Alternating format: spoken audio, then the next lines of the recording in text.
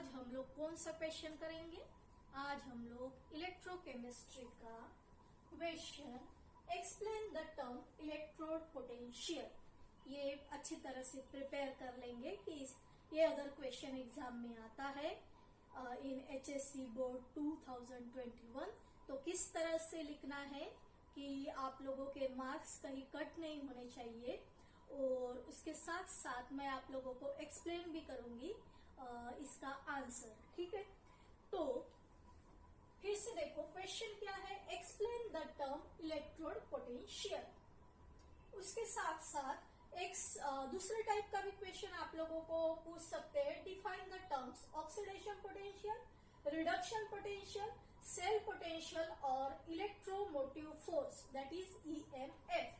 तो ये तीनों भी डेफिनेशन 1 मार्क के लिए आप लोगों को पूछ सकते हैं। तो पहले हम लोग ऊपर का जो क्वेश्चन है explain the term electrode potential ये देखेंगे।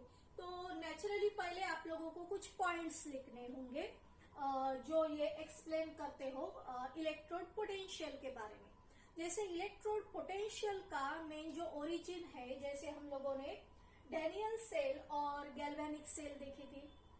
तो ये जो डैनियल सेल है इसमें हो क्या रहा था, एक हाफ सेल में ऑक्सीडेशन हो रहा था, दूसरी हाफ सेल में रिडक्शन हो रहा था।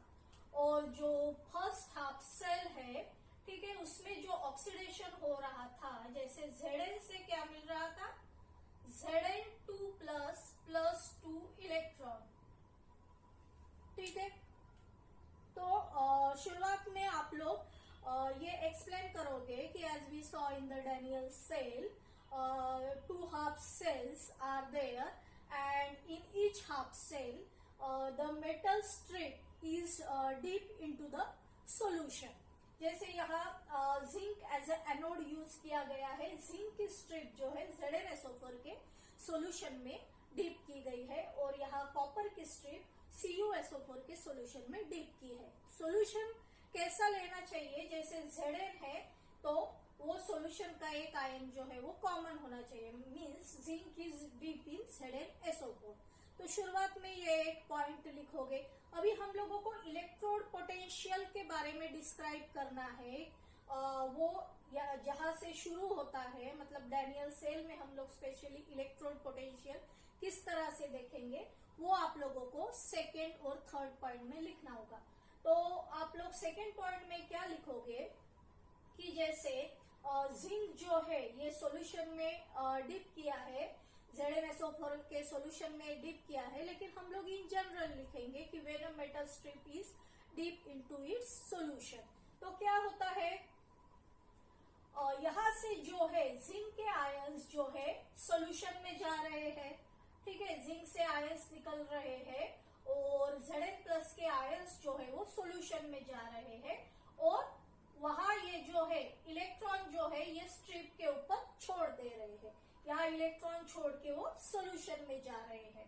तो मतलब ये जो है यहाँ ऐसे इलेक्ट्रॉन की वजह से निगेटिव चार्ज यहाँ जमा होते जाएगा, निगेटिव चार्ज इस तरह से, और सॉल्यूशन में क्या है, अभी पॉजिटिव चार्ज जा रहा है। तो सॉल्यूशन के बाहर ऐसे पॉजिटिव चार्ज जो है वो ज्यादा ऐसे कलेक्ट होने लगेगा। अभी ये क्या हो गया, सेपरेशन ऑफ चार्जेस, अंदर है निगेटिव चार्ज, बाहर है positive charge. Whenever there is separation of charges a potential is develop, the potential difference is develop. तो ये यहाँ से एक पोटेंशियल डिफरेंस क्रिएट होगा। ठीक है, पॉजिटिव और निगेटिव चार्ज के बीच में क्या है, पोटेंशियल डिफरेंस, उसे ही हम लोग क्या बोलेंगे, इलेक्ट्रोड पोटेंशियल। ये तो एक हाफ सेल में हो रहा है। दूसरी जो हाफ सेल है एट द सेम टाइम दूसरी हाफ सेल में भी इस तरह के चार्जेस जो है वो डेवलप होंगे। जैसे यहां से अभी जो है इलेक्ट्रॉन जो है ये कैथोड की तरफ आ रहे हैं। ठीक है, तो ये इलेक्ट्रॉन जो कैथोड की तरफ आ रहे हैं, ये इलेक्ट्रॉन यहां से अंदर जो Cu2+ के आयन प्रेजेंट है, ठीक ठीक है, पहले हम लोग रिएक्शन लिख लेते हैं कि ये दो इलेक्ट्रॉन कौन एक्सेप्ट कर रहा है, Cu2+ आयन 2 इलेक्ट्रॉन एक्सेप्ट करके Cu में कन्वर्ट हो रहा है। तो ये जो Cu2+ के आयन सराउंडिंग सॉल्यूशन में प्रेजेंट है, वो क्या कर रहे हैं, ये रॉड के ऊपर कलेक्ट हो रहे हैं। मतलब अंदर कौन सा चार्ज कलेक्ट हो रहा है, पॉजिटिव चार्ज। इस तरह से पॉजिटिव चार्ज स्ट्रिप पे कलेक्ट हो रहा है या स्ट्रिप को पॉजिटिवली चार्ज बना रहा है। और SO4- का चार्ज जो है, मतलब जो निगेटिव चार्ज है, यहाँ सॉल्यूशन में SO4-2 जो है उसके भी आयंस प्रेजेंट है। तो बाहर कौन सा चार्ज प्रेजेंट है, ऐसे माइनस चार्ज बाहर प्रेजेंट है। ठीक है, तो यहाँ भी सेपरेशन ऑफ चार्जेस है। whenever there is separation of charges, there is a potential difference is developed. So यहाँ भी एक टाइप का पोटेंशियल डिफरेंस क्रिएट हो रहा है, जिसे हम बोलेंगे इलेक्ट्रोड पोटेंशियल। ठीक है, तो शुरुआत में ये 3 पॉइंट्स आप लोगों को मेंशन करने होंगे। सो नेक्स्ट 3 पॉइंट्स में क्या लिखेंगे, जैसे यहाँ देखो, यहाँ एक टाइप की इलेक्ट्रिकल डबल लेयर फॉर्म हो रही है। और ये चार्जेस का सेपरेशन कब तक होगा, एट इक्विलिब्रियम करके वर्ड यूज करना है। अभी एक चार्जेस का सेपरेशन हो गया, ठीक है, तो यहाँ पे जैसे पॉजिटिव चार्ज है, अंदर जैसे निगेटिव चार्ज है, तो ये इक्विलिब्रियम कंडीशन है। ठीक है, तो at equilibrium condition that electrode में बी पॉजिटिवली चार्ज और निगेटिवली चार्ज। जैसे ये इलेक्ट्रोड निगेटिवली चार्ज है और ये जो इलेक्ट्रोड है ये पॉजिटिवली चार्ज है। And electrical double layer is form at the surface of separation between this metal strip and the surrounding solution at equilibrium conditions. ठीक है, तो ये पॉइंट्स हम लोगों को जो है वो मेंशन करने पड़ेंगे। तो ये थर्ड पॉइंट पे हम लोग डेफिनेशन लिखेंगे। सो द इलेक्ट्रिकल पोटेंशियल और electrode potential is defined as the difference of electrical potential between the metal electrodes and the surrounding solutions at equilibrium conditions। तो इस तरह से पॉइंट्स जो है वो कवर हो जाएंगे। आप लोगों को फिर जो डायग्राम ड्रॉ करना होगा, वो ये जो 2 बीकर दिखाए गए हैं, उनमें जो मेटल स्ट्रिप जो है डीप की गई है, तो ये डायग्राम आप लोग ड्रॉ करोगे। अगर इलेक्ट्रोड पोटेंशियल के ऊपर क्वेश्चन आया तो एक्सप्लेन इलेक्ट्रोड पोटेंशियल और व्हाट इज इलेक्ट्रोड पोटेंशियल। सो ये डायग्राम ड्रॉ करने में आप लोग टाइम वेस्ट नहीं करोगे, बेटर वे ये डायग्राम जो है वो आप लोग ड्रॉ करो। तो ये बीकर्स में जो दिया है, आप लोगों के कंसेप्ट जो है वो क्लियर होना बहुत जरूरी है। जैसे ये जो मेटल स्ट्रिप है, ये एक सॉल्यूशन में डीप की है, तो स्ट्रिप के अंदर तो नेगेटिव चार्ज डेवलप हो गया, स्ट्रिप के बाहर पॉजिटिव चार्ज डेवलप हो गया। तो उससे हम लोग मतलब बोल सकते हैं कि ये मेटल स्ट्रिप जो है वो क्या कर रही है, इलेक्ट्रॉन छोड़ रही है, मतलब ऑक्सीडेशन हो रहा है। ठीक है, इलेक्ट्रॉन स्ट्रिप के ऊपर कलेक्ट हो रहे हैं और जो पॉजिटिव चार्ज है वो सराउंडिंग एरिया में पॉजिटिव चार्ज है।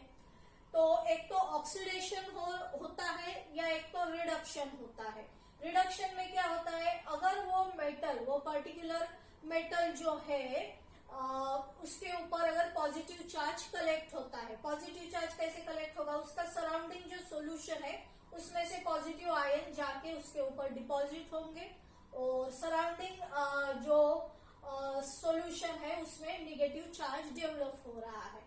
तो ये मेटल की टेंडेंसी के ऊपर डिपेंड है कि वो कैसे रिएक्ट कर रहा है। ठीक है, तो ये मेटल की टेंडेंसी क्या है, खुद को निगेटिवली चार्ज बनाने की, या ये मेटल स्ट्रिप की टेंडेंसी क्या है, खुद को पॉजिटिवली चार्ज अगर वो खुद के ऊपर पॉजिटिव चार्ज अगर कलेक्ट करता है तो सराउंडिंग एरिया में फिर नेगेटिव चार्ज कलेक्ट होने लगेगा। इस तरह से इलेक्ट्रोड पोटेंशियल जो है वो डेवलप होगा। लेकिन जैसे डैनियल सेल और गैल्वेनिक सेल है, उसमें दो हाफ सेल को, ठीक है, दो हाफ सेल को कनेक्ट किया जाता है। तो यहाँ जो होता है कॉपर जो है एज ए कैथोड एक्ट कर रहा है, जिंक जो है एज अ एनोड एक्ट कर रहा है। तो फर्स्ट हाफ सेल में जो है ऑक्सीडेशन ही क्यों होता है, जिंक जो है वो ऑक्सीडेशन क्यों प्रिफर कर रहा है, कॉपर जो है वो रिडक्शन क्यों हो रहा है कॉपर का। तो इसका आंसर इलेक्ट्रोकेमिकल सीरीज में मिलेगा। जैसे इलेक्ट्रोकेमिकल सीरीज में हम लोगों ने देखे हैं कि इलेक्ट्रोकेमिकल सीरीज में हर एक मेटल का रिडक्शन पोटेंशियल दिया गया है, ठीक है। कौन से मेटल का रिडक्शन पोटेंशियल ज्यादा होता है, पॉजिटिव होता है या किसी का निगेटिव होता है। तो जैसे यहाँ जिंक और कॉपर है, तो जिंक जो है, जिंक का जो है रिडक्शन पोटेंशियल जो होता है वो माइनस में होता है 0.763 वोल्ट, नियर बाय उसका रिडक्शन पोटेंशियल होता है। कॉपर का जो रिडक्शन पोटेंशियल होता है वो पॉजिटिव होता है और 0.337 वोल्ट जो है कॉपर का रिडक्शन पोटेंशियल।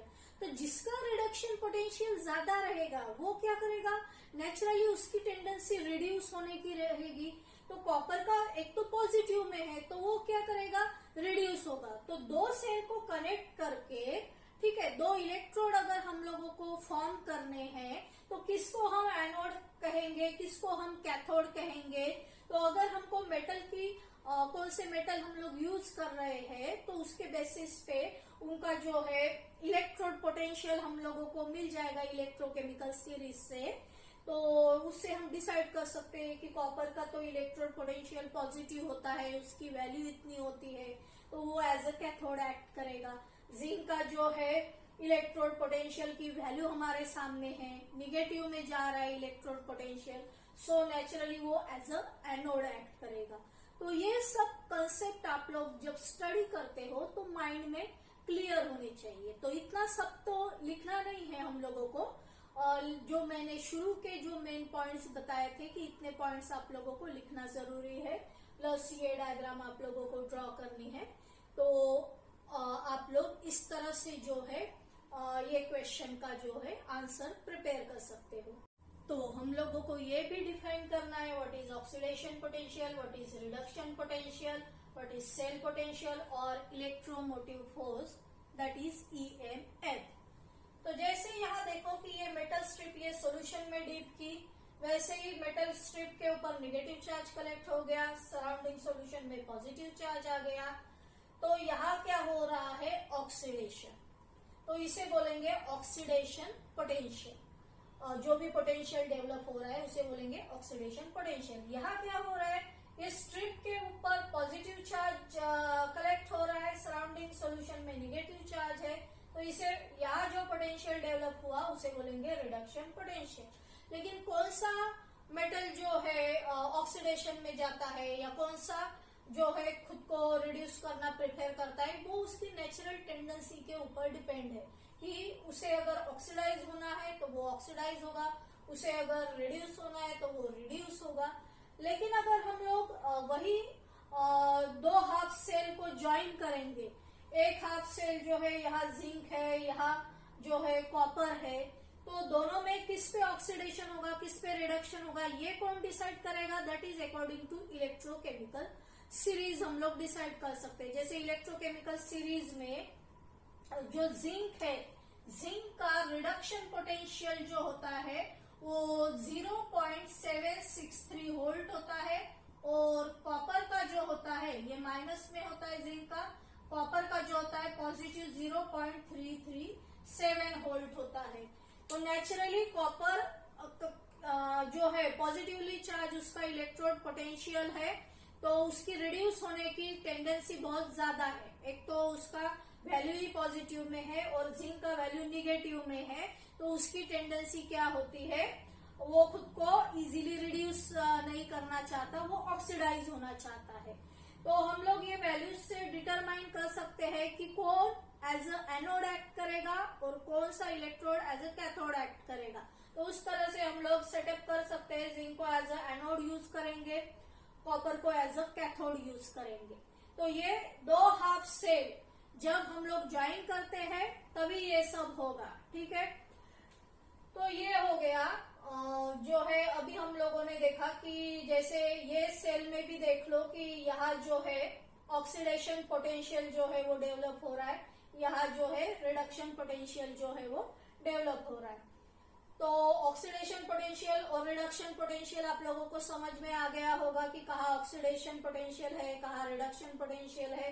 अभी ये सेल पोटेंशियल क्या है? Cell potential means naturally oxidation potential plus reduction potential. यहाँ भी एक पोटेंशियल की वैल्यू है, यहाँ भी एक पोटेंशियल की वैल्यू है, दोनों को अगर ऐड करते हैं तो सेल का हमें ईएमएफ मिलेगा या सेल के पोटेंशियल की वैल्यू मिलेगी। तो जैसे पूरे सेल का जो ईएमएफ है उसे हम ई सेल से डिनोट करेंगे। ई सेल इक्वल टू क्या रहेगा? ई ऑक्सीडेशन, ठीक है, उसका जो ऑक्सीडेशन पोटेंशियल है सेल का वो, और ई रिडक्शन, सेल का जो रिडक्शन पोटेंशियल है उसकी वैल्यू। अभी अकॉर्डिंग टू आईयूपीएससी ने क्या डिसाइड किया कि किसी का भी ऑक्सीडेशन पोटेंशियल जो है उसकी वैल्यू उसके रिडक्शन पोटेंशियल, उसका जो रिडक्शन पोटेंशियल है मतलब उसकी वैल्यू अपोजिट होगी। अगर हम माइनस ई रिडक्शन लिखते हैं, ठीक है, वैल्यू सेम रहेगी लेकिन साइन हम लोगों को जो है अपोजिट देना होता है, ठीक है। तो E oxidation equal to E minus E reduction होता है। तो यहाँ जो है हम लिख सकते हैं कि E of cell equal to E oxidation की जगह सपोज हमने माइनस ई रिडक्शन को पुट कर दिया और ये plus sign as it is रख दिया और यहाँ E reduction as it is लिख दिया, ठीक है। अभी ये जो है हम लोगों को पता है कि ऑक्सीडेशन एनोड पे हो रहा है, यहाँ एनोड लिख देंगे, रिडक्शन जो है वो कैथोड पे हो रहा है तो यहाँ कैथोड लिख देंगे, ठीक है। तो ये जो है हमने ये जो वैल्यू पुट की है तो ये एनोड के लिए है, ये जो यहाँ वैल्यू है ये कैथोड के लिए है। और प्रॉपरली अगर इसे लिखना है तो हम लोग लिख सकते हैं कि E of cell equal to, ये पहले लिख देंगे पॉजिटिव वैल्यू ई रिडक्शन, और नीचे वो कैथोड पे हो रहा है तो कैथोड लिख देंगे, और ये जो माइनस की वैल्यू है बाद में लिखेंगे ई रिडक्शन एनोड, इस तरह से। तो हम लोगों को ये इक्वेशन मिलेगा E of cell equal to E reduction cathode minus E reduction anode, ठीक है। तो ये इक्वेशन के ऊपर बेस भी बहुत सारे न्यूमेरिकल्स जो है वो पूछे जा सकते हैं, calculate EMF of the cell और calculate the reduction potential at cathode और ऑक्सीडेशन पोटेंशियल एट एनोड, ये टाइप के न्यूमेरिकल्स जो है वो पूछे जा सकते हैं। और अभी जो डेफिनेशन का पार्ट है वो हम लोग देख लेंगे एक बार। जैसे ऑक्सीडेशन पोटेंशियल को कैसे डिफाइन करोगे? The potential associated with the oxidation, ठीक है, oxidation at an electrode is defined as the oxidation potential. Then the potential associated with the reduction at the electrode is called as reduction potential. So oxidation potential is defined as the potential that is associated with the oxidation reaction at an electrode is defined as the oxidation potential. Then about reduction potential, the potential which is associated with the reaction at an electrode is defined as the reduction potential, and cell potential is the difference. Cell potential is the difference in potential of the electrodes corresponding to the flow of electron through the external circuit from left hand side of the from left hand side, that is anode, to the right hand side, that is cathode. तो इस तरह से हम लोग ये 3 definition जो है वो एग्जाम में लिख सकते हैं, और आपके टेक्स्ट बुक में भी बहुत अच्छी तरह से डेफिनेशन जो है लिखी रहेगी, तो वो एक बार आप लोग रीड करके जाओ. तो इस तरह से ये क्वेश्चन का आंसर हम लोग प्रिपेयर करेंगे, अच्छे से एग्जाम में लिखेंगे, और I hope that you will got the full marks on that particular question answer. So thanks for watching this video.